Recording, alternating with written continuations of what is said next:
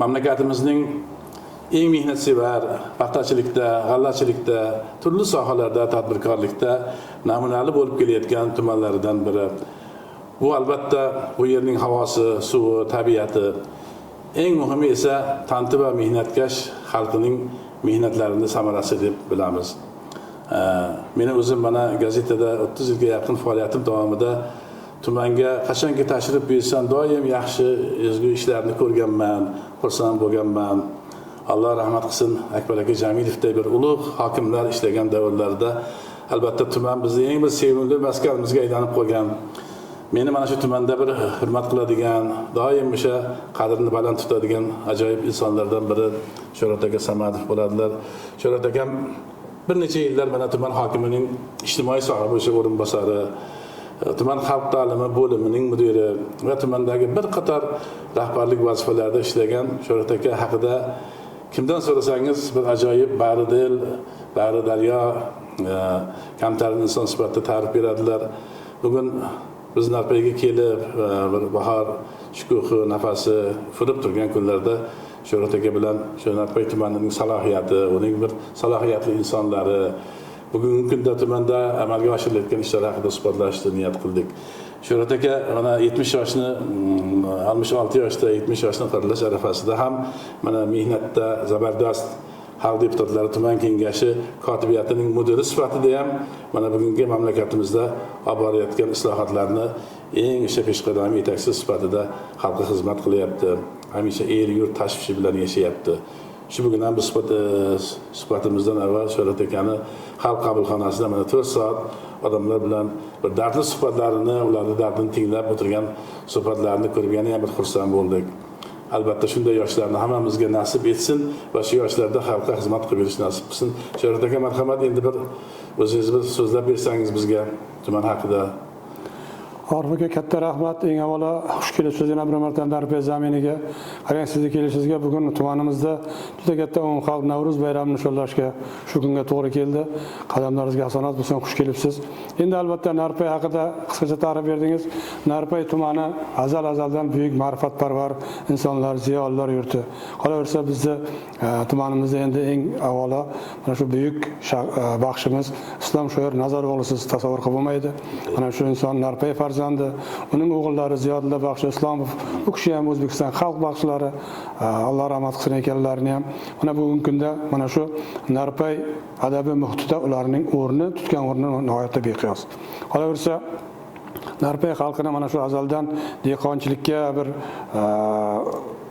shijoatli, dehqonchilikni yaxshi biladigan yurt deb eslanadi. Albatta xuddi shunday. Chunki Narpayda eng avvalo mana shu tarixini bir nazar tashlaydigan bo'lsak, Bektash Rahimov haqida to'xtalmasdan ilojimiz yo'q. U kishi 3 ta viloyatda birinchi rahbar sifatida mana shu Xorazm, Andijon, Samarqand viloyatlarini butun mamlakatga mashhur qilishda juda katta mehnatlari singan inson.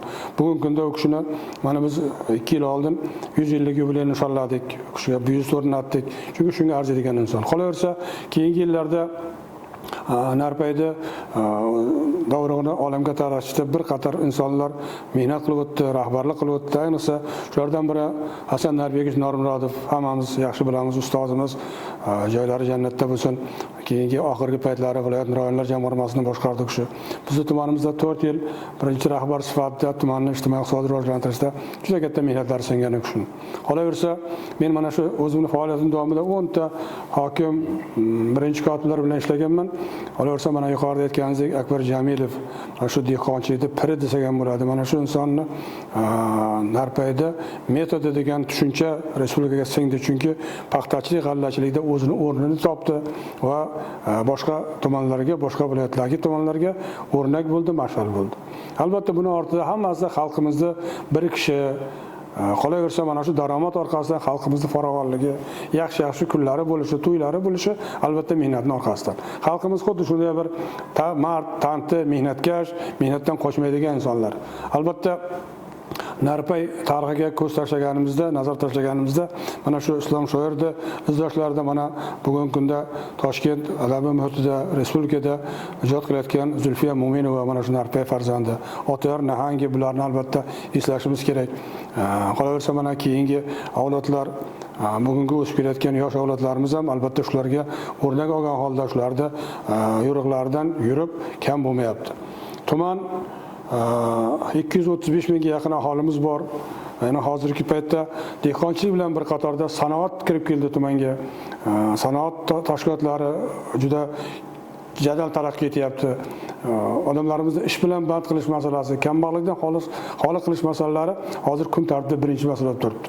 Albatta ana shu dehqonchilik bilan bir qatorda kichik korxonalar, mas'uliyat cheklangan jamiyatlar, yangi tadbirkorlik subyektlari ochilyaptiki, bu yerda birinchidan aholining bandligi ta'minlanyapti. Qolaversa, ikkinchidan xalqimizda farovonligi oshib, ularning topadigan daromadi o'z-o'zidan o'sib boryapti. Mana endi bu narsani bari aytmasak bo'lmaydi. Bir hafta muqaddam muhtaram Prezidentimiz tumanga tashrif buyurdi. Juda katta vazifalarni belgilab berdi. Xalqimiz juda katta ko'tarinki bilan kutib oldi u kishini.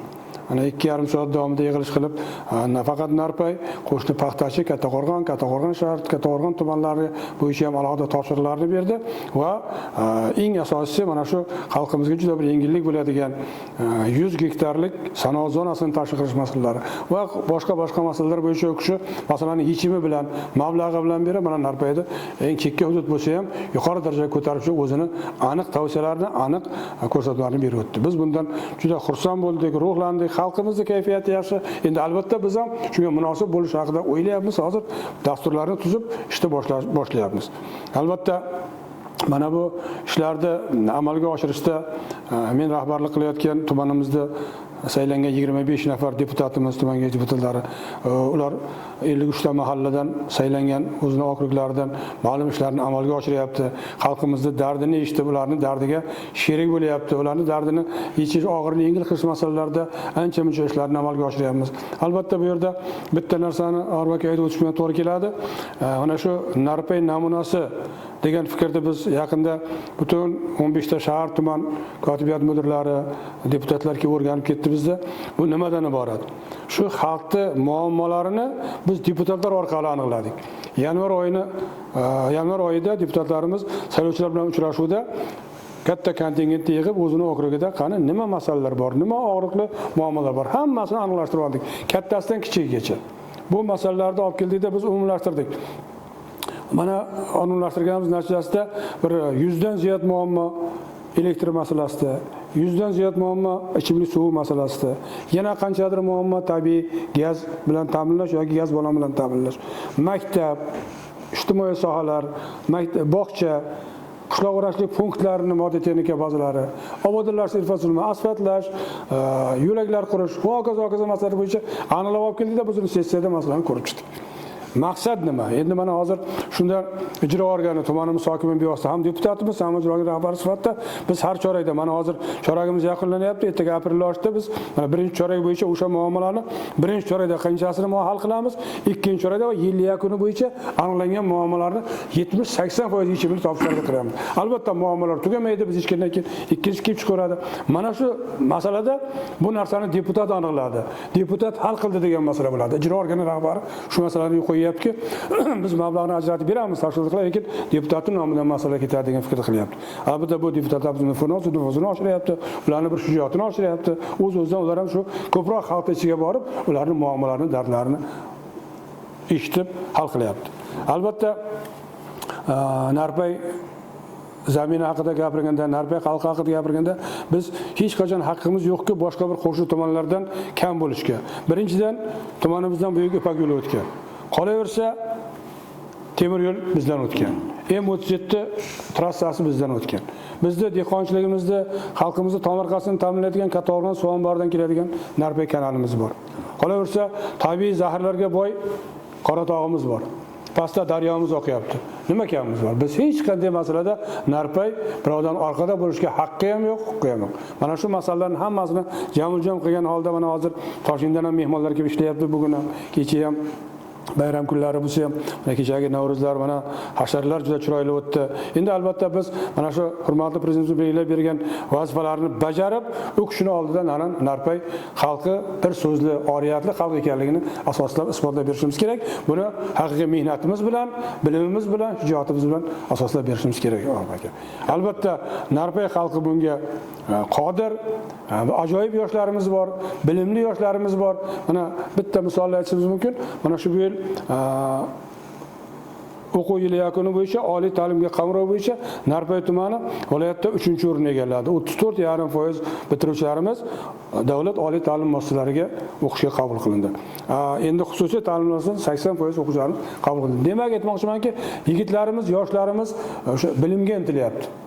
Kelajakda albatta bilimsiz odamning kelajagi yo'qligiga masalani aniq ko'rib, mana shuni intilyapti. O'ylaymiz, demak, bu yoshlar ertaga voyaga yetgandan keyin Narpayda tarixi, kelajagi bundan ham buyuk bo'ladi degan niyatdamiz. Albatta biz bu masalani hammasini mana shu buyuk xalqimiz bilan, oliyjanob xalqimiz bilan, mehnatkash xalqimiz bilan, ajoyib rahbarlarimiz bilan birga amalga oshiramiz. Narpayda o'zini mamlakatimizda o'rni bo'ladi degan niyat bilan mehnat qilyapmiz.